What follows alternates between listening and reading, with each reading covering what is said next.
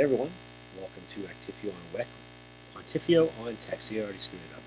Second week, I want to welcome Chris Murphy here this week.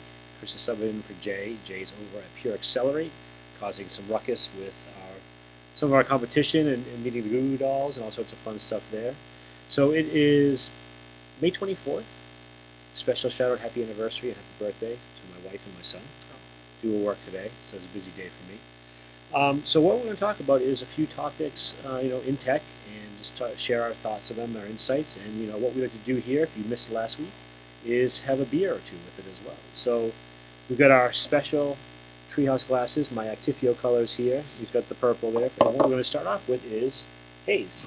There you go. So Haze from Treehouse, a double IPA. Chris, what do you know about this beer? So, Treehouse, wow, it's been, 6 years now? Originally, small craft brewery, right, starting up. And these hops are hard to get, turns out. You have to buy contracts years in advance just to get the hops that go into these delicious IPAs. So Haze, as described on the website, is constructed around hops we have plenty of availability for. So, not really known what goes into it, but all I know is it smells delicious. Right, Treehouse is very secretive about their ingredients for the most part, obviously. Sure. I mean, they have a competitive advantage in the field. If you are familiar with Treehouse, they're based out of Charlton, Massachusetts, formerly Munson, formerly Brimfield of that. And they've really created this cult following because all of their beers are only sold at the brewery. You can't get them anywhere else. So, and how many beers are they selling right now? They got today, I think it's a 174 beer drop or something like that. Something crazy. They just released a new one called Super Tycoon. No, Typhoon? Typhoon. Super Typhoon. Not Tycoon. They are tycoons of the beer industry, though. There you go, right? So, yep. But like you said, you need to go to the actual brewery and get there, and usually wait an hour plus in line for some of these beers. So, we're excited to have it here. I've had it before, of course, and I know Chris has too, but it's one of our favorites.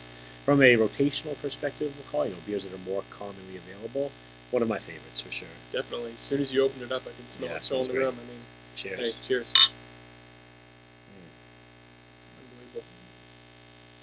I love it. Very fruity, very soft. Yeah, I mean, traditional Treehouse beer, right? Super fruity on the nose, great mouthfeel, super smooth.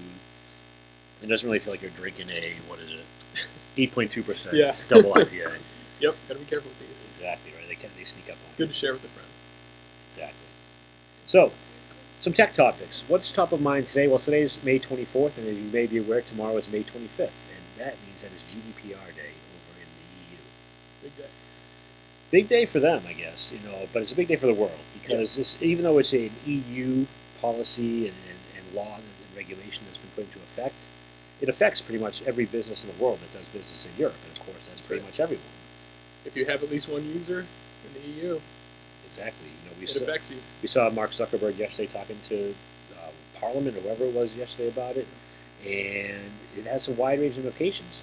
And so basically this was voted in 2016. They gave companies 2 years to comply. It's all about user privacy, data protection, and things like that, right? So 2 years, all the companies were given, but like doing your taxes, it's the day before, yes. And a lot of companies are not really going to be able to be 100% compliant. I think I saw a statistic that I read here on a website that about 60% of companies will not be fully GDPR compliant tomorrow.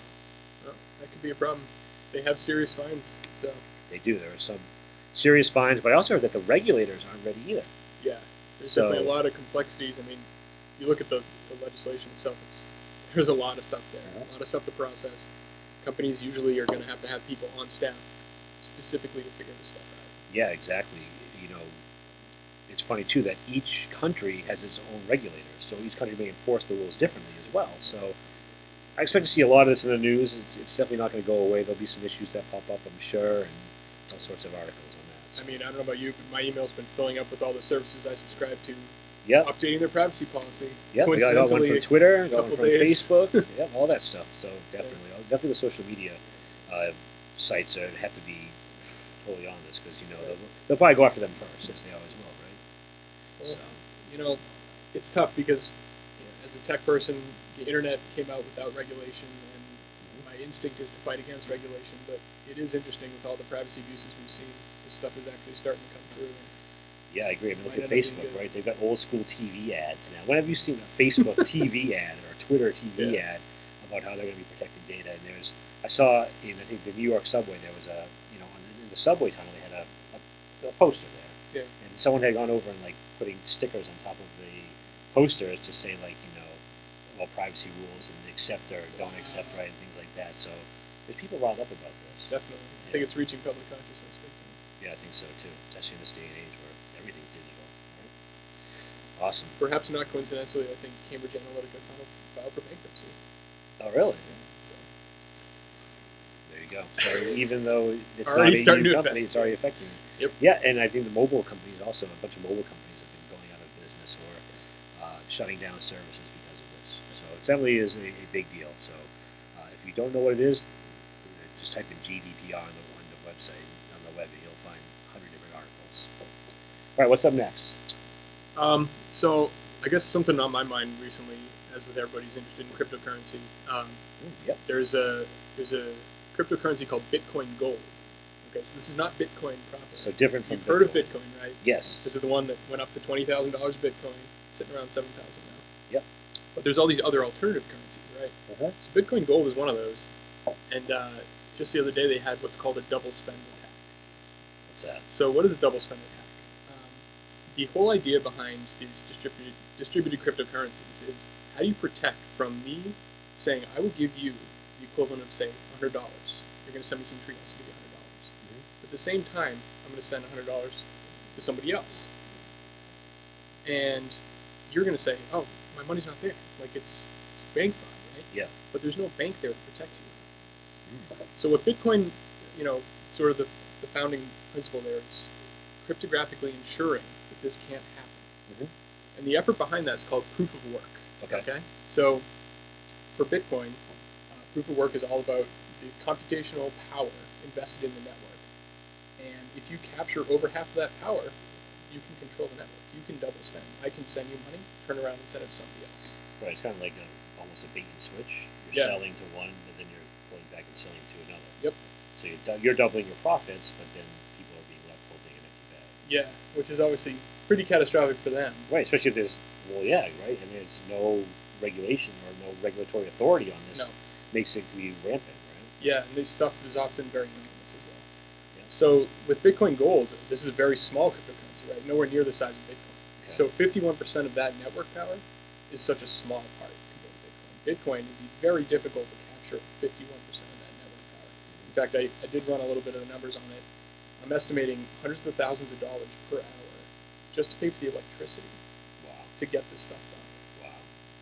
So it can be done, Yeah. theoretically, but it's very expensive. So for something like Bitcoin Gold, a very small cryptocurrency, someone actually took over half the network, and they actually executed this double spend. Wow. Proof in the pudding. Wow.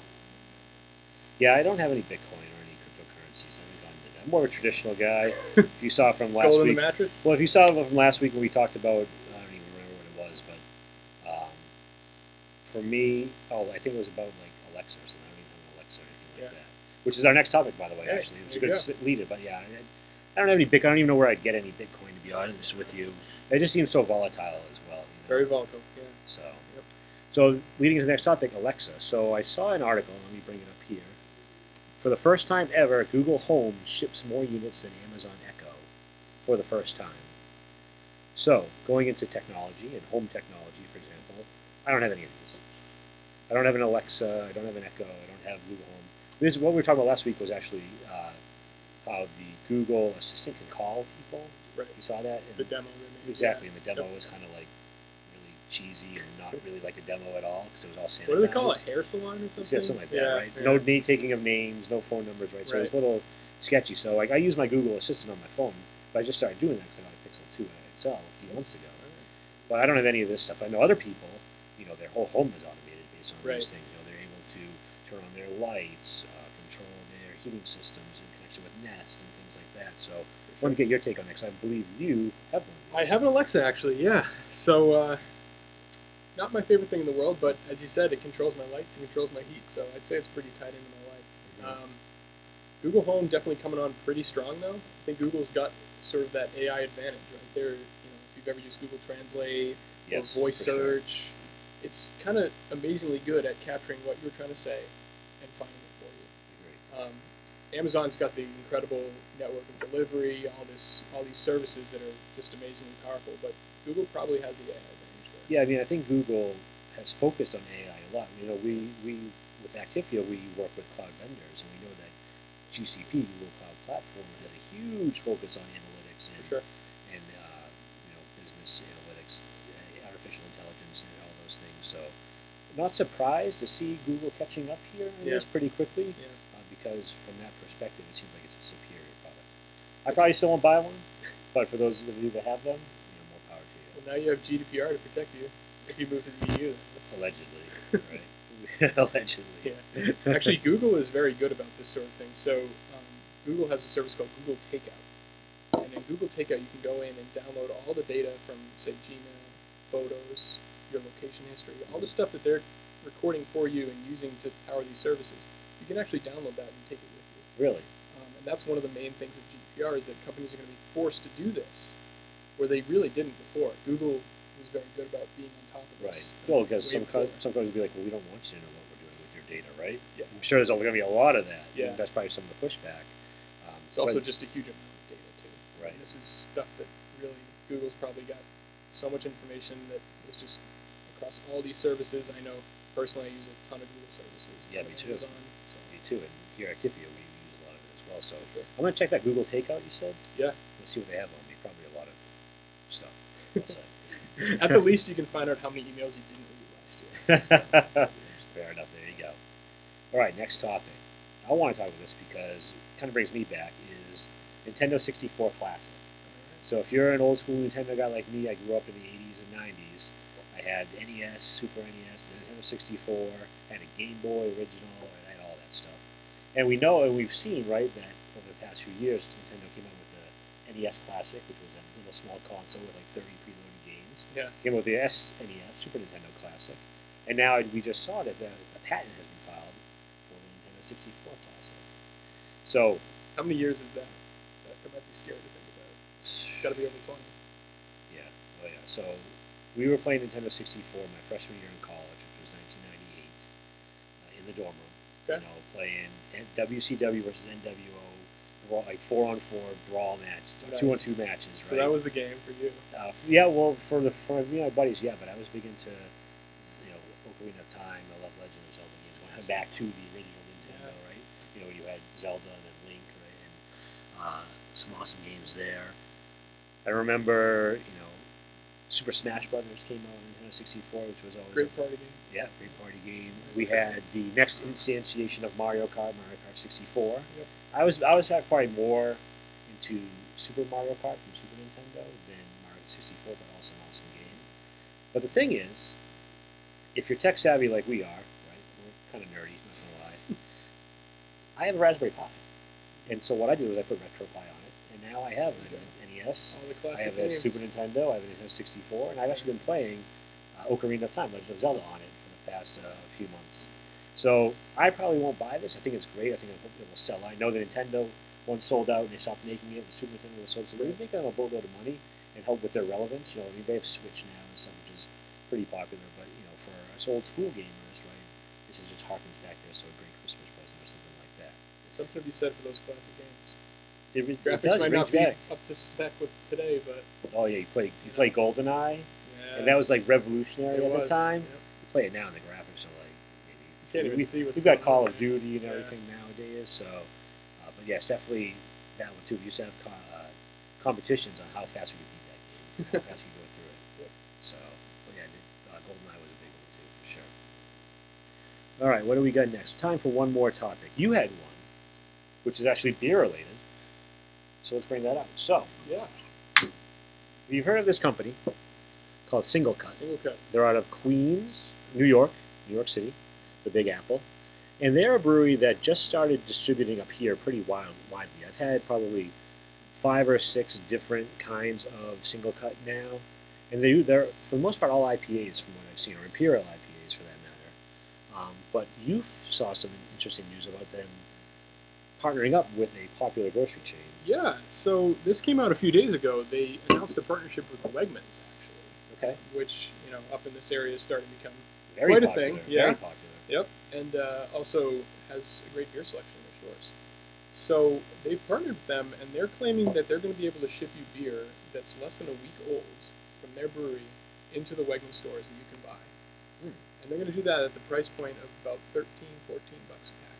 Which is an incredible price point because up here in Massachusetts, if you buy a 4-pack of the Singlcut, it's like $22. At least. Yeah, exactly. And it's not super fresh. You're not getting day out stuff. Right. This is probably about 5 days old or a week old. Yep. Right? If you're lucky. Yeah. So this is interesting. I mean, you're starting to see this sort of integration across companies, grocery stores with breweries. You're starting to see, the meal kit planning. You're starting to see Amazon buy Whole Foods, right? All these sort of things coming together. And obviously Wegmans feels they can give them a logistics advantage, right, to ship that stuff. Absolutely.